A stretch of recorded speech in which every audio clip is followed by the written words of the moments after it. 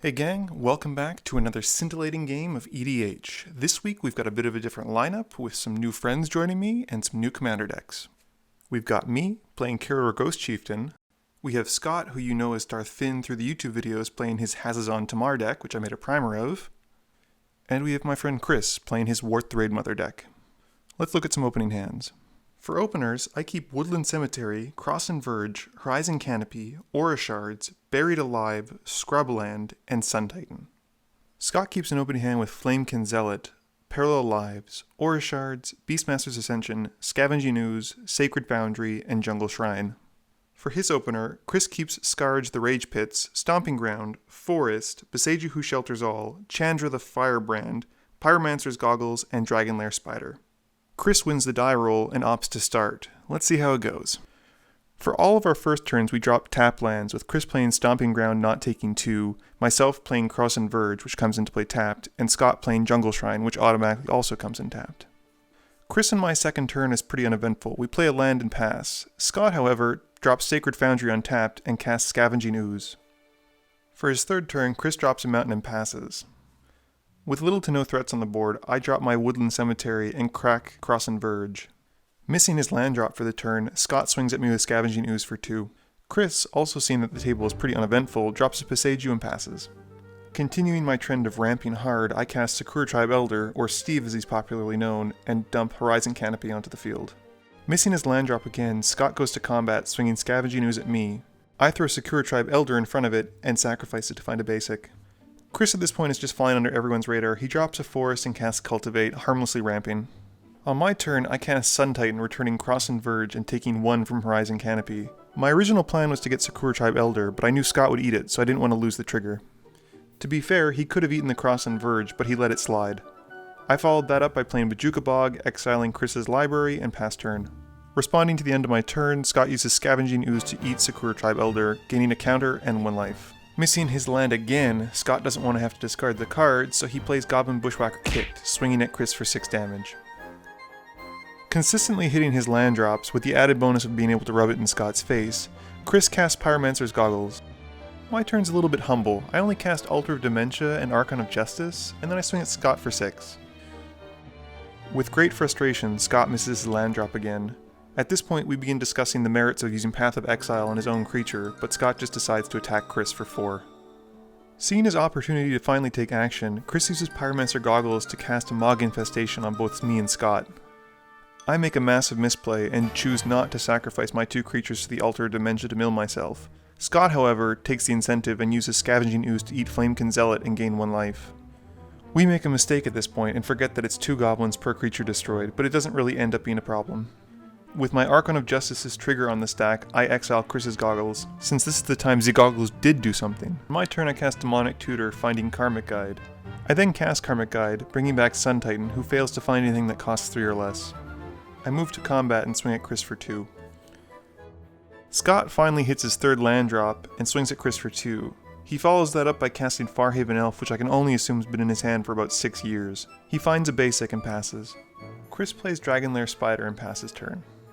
At the end of his turn, I sacrifice Karmic Guide since I don't want to pay the echo cost and mill myself for 2. Unfortunately, we didn't realize the camera cuts out my graveyard, but I hit Elesh Norn. On my turn, I play Windswept Heath and crack it. I move to combat, swinging 2 at Scott and Sun Titan at Chris. Sun Titan brings back Windswept Heath, Chris takes 6 to the face, and Scott blocks one of my goblins with his Farhaven Elf. In my second main, I crack Windswept Heath again, taking another 1 to find a Plains. I cast Eternal Witness and bring back Elesh Norn to my hand, which I then follow up by casting her. I take another 1 damage from tapping Horizon Canopy. For his turn, Scott thinks he has an out to save them from Elesh Norn, and plays Academy Rector, who instantly dies and triggers with her ability. He finds Grasp of Fate, targeting Dragonlair Spider and Elesh Norn. However, I respond by sacking Elesh Norn to Altar of Dementia, milling myself for 4 cards. Chris's turn, he drops a Gilded Lotus, and then takes 2 damage from Beseju to have to cast Wort the Raidmother. He'll quickly learn to regret his actions on my turn. During my first main phase, I cast Sidisi Undead Vizier, killing what I thought was my last token to find Animate Dead. Elesh Norn makes her triumphant return as I cast Animate Dead on her. Moving to combat, I swing at Chris for 8 with Sun Titan as he's becoming an increasing threat. Scott just takes 4 to the face. At this point I make a bit of a misplay and forget to use Sun Titan's trigger. On Scott's upkeep, I sacrifice Cross and Verge to find a forest and a plains. Finally drawing into some much needed land, Scott drops a Savannah and plays Explosive Vegetation. For Chris's turn, he plays Worm Calling for 1, which seems like a bit of an odd play at first, but it'll make sense in a second. The token dies, but he follows that up by casting an Animist's Awakening for 9, but takes 2 from Boseiju.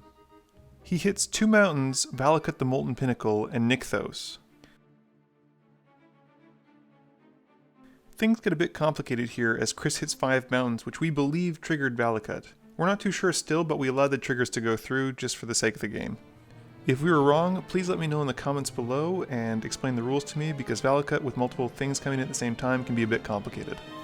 He puts the 2 triggers on Elish Norn, dealing 6 damage to her, and follows that up by casting Chandra the Firebrand. He pings Elish Norn for her last point of life, causing her to die. If we were wrong about the Valakut triggers, it made little difference, since when I go to combat I swung with Sun Titan, bringing Animate Dead and Elish Norn back to the field. Scott takes 8 to the face, and Chris throws Wort under the bus that is Sidisi, taking only 4 from Eternal Witness.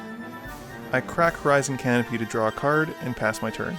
For his turn, Scott casts Hazezon Tamar, but lacks a sack outlet and has to pass with his general still in the field. On Chris's turn, he essentially taps out, casting Comet Storm for 8 with 4 targets. He helps out Scott by killing Hazezon Tamar, and punishes me by killing 3 of my bigger creatures. He then ticks Chandra up by killing Eternal Witness. At this point, I realized I should have sacrificed all my creatures to Altar of Dementia, but I was so impressed with Chris's spell-slinging abilities that I kind of forgot. With a million creatures in my graveyard, or at the very least 5, I cast Karador for only 3 mana. For his once per turn ability, I cast Elish Norn from the graveyard. Scott, who's excited to finally get his tokens, doesn't realize that they all die to Elish Norn as soon as they come in. During his main phase, he casts Aura Shards and follows that up with a Levissa Cold Eyes. He uses the trigger from Levissa to finally blow up my Altar of Dementia. Chris, with a bunch of token generators in his hand, uses his only active spell and casts Banefire for 14, copying it to double it and do 28 damage to my face. During my first main phase, due to some fortuitous draws, I cast Viscera Seer and followed that up with a Grey Merchant of Asphodel, draining 4 life from each opponent and netting me 8. Chris dies.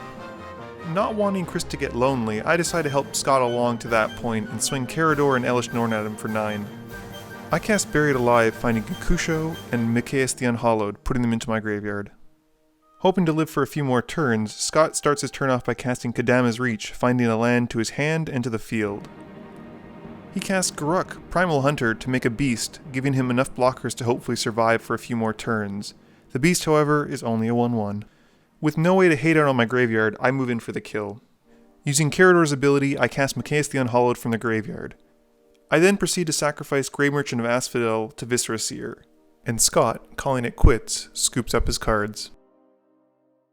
So recapping the game, it turns out that we made a couple misplays, but they really didn't affect the overall outcome of the game. I had a pretty strong start, and there was no graveyard hate to be seen. Sun Titan and Elish Norn did a ton of heavy lifting in this game, really keeping any kind of token themes under wraps. After the game, Scott lamented that he kept a land light hand, but to be real, he has a ton of lands and artifacts to ramp in his deck, so it didn't make sense that he got stalled out that badly. Chris looked at the top card of his library, which was unfortunate, since if I hadn't killed him, he would have been able to blow me out with Rude Awakening to be able to do Banefire for 1 billion. All in all, it had its own problems, but it was a pretty fun game. Anyway guys, I hope you enjoyed it. Please let me know what you think of the new camera and the new setup. Is this a good angle? Is this a good perspective? Is this just good in general? What's wrong? What's bad? Anything you guys can think of. As always, thank you guys for watching, and be sure to like, comment, share, and subscribe to get more.